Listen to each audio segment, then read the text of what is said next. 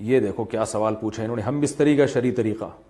محمد رفیع صاحب پوچھ رہے ہیں، میں بتا نہیں رہا کہاں سے ہیں تاکہ ایسا نہ ہو ان کے گھر والے جان لیں۔ میری عنقریب شادی ہونے والی ہے، مجھے زوجہ سے قربت کا سنت طریقہ بتا دیں۔ یہ سوال حیا کے خلاف ہے، اور میں حیا کے خلاف سوالات نہ پڑھتا ہوں نہ اس کے جواب دیتا ہوں، لیکن چونکہ یہ سوال بہت زیادہ لوگ پوچھتے ہیں تو میں نے ہمت کر کے آج یہ پڑھ لیا ہے، اور اس میں لوگ غلط گائیڈ بھی کر رہے ہیں، تو اس لیے میں اس کا جواب دے رہا ہوں کہ اسلام میں کوئی خاص طریقہ نہیں ہے اس کا۔ اس پہ فالتو کتابیں لوگوں نے لکھی ہوئی ہیں، پتہ نہیں کیا کیا، وہ ایسے ہی لوگوں کی آ رہا ہے۔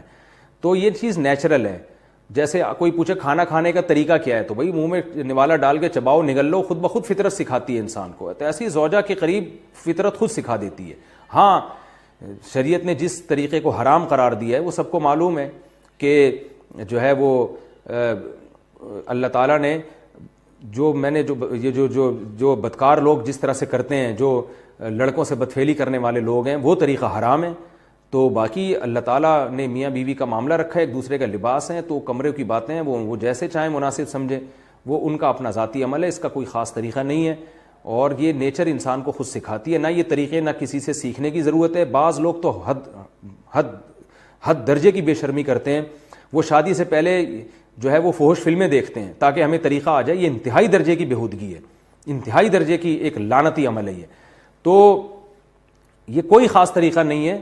میاں بیوی ایک دوسرے کا لباس ہیں، وہ جس طرح سے ایک دوسرے کو سیٹسفائی کر سکتے ہیں وہ کر لیں، تاکہ ان کی توجہ کسی اور طرف نہ جائے، وہ حلال کی تسکین ان کی بند کمرے کے اندر ہو جائے۔ اور یہ باتیں لوگوں سے شیئر بھی نہیں کرنی چاہیے۔ آج یہ بھی ایک حرام کاری ہو رہی ہے، میں بہت سخت الفاظ استعمال کر رہا ہوں اس لیے کہ یہ، اور میرے پاس کوئی ہلکا لفظ نہیں ہے۔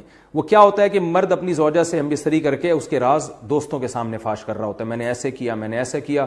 لڑکیاں بتا رہی ہوتی ہیں اپنی فرینڈز کو کہ میرے شوہر نے میرے ساتھ ایسے کیا۔ یہ بہت لعنتی عمل ہے۔ آپ صلی اللہ علیہ وسلم نے فرمایا جو عورت اپنے شوہر کے راز یا شوہر بیوی کے راز فاش کرتا ہے اس پر لعنت ہے، حدیث کا مفہوم ہے یہ۔ تو یہ بند کمرے کی میاں بیوی کی باتیں، جس طرح سے وہ ایک دوسرے کو سیٹسفائی کر سکتے ہیں وہ کریں، ایک دوسرے کے لیے وہ حلال ہیں، اور بس وہ طریقہ جو لڑکوں سے بدفعلی والا طریقہ ہے وہ طریقہ اسلام میں حرام ہے۔ اور اللہ تعالیٰ نے حالت حیض میں زوجہ سے ہم بستری کو حرام قرار دیا کیونکہ اس میں گندگی ہے۔